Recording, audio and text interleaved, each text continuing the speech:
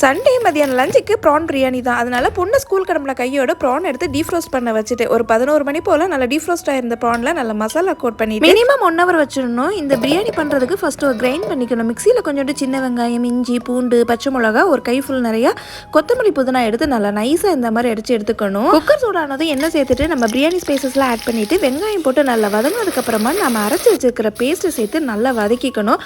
பச்சை வாசனை போனதுக்கப்புறமா பொடியை நறுக்கி வச்சிருக்கிற தக்காளி ஒன்று சேர்த்துக்க. அதையும் நல்லா வதக்கிட்டு நம்ம மேரினேட் பண்ணி வச்சிருக்கிற ப்ரானையும் போட்டு நல்லா கலந்து விட்டுட்டு மூடி விட்டீங்கன்னா இந்த மாதிரி நல்லா வெந்துடும். ஒரு கப் அரிசிக்கு 1.5 கப் தண்ணி வச்சு தண்ணி சேர்த்துட்டு தண்ணி நல்லா கொதிச்சதும் 20 நிமிஷம் ஊற வச்சிருந்த பாசுமதி அரிசி சேர்த்துட்டு நல்லா மெதுவா ஜென்டலா கலந்து விட்டுக்கோங்க. ஃபைனலா உப்பு செக் பண்ணிட்டு அதுக்கப்புறமா ஒரு அரை மூடி லெமனும் புளிஞ்சு விட்டு அப்படியே ஒரு கொதி வந்ததும் மூடி விட்டு ஒரு விசில் விட்டு எடுத்தீங்கன்னா சூப்பரான கிரீமியான ப்ரான் பிரியாணி ரெடி ஆயிடும். தேங்காய் சேர்த்துக்கிறதுனால நல்ல ஒரு ஃப்ளேவர் கொடுக்கும். கண்டிப்பா ட்ரை பண்ணி பாருங்க. கூடவே குக்கும்பர் ரைத்தா வச்சு சாப்பிட்டோம் அப்படின்னா அல்டிமேட்டா இருக்கும்.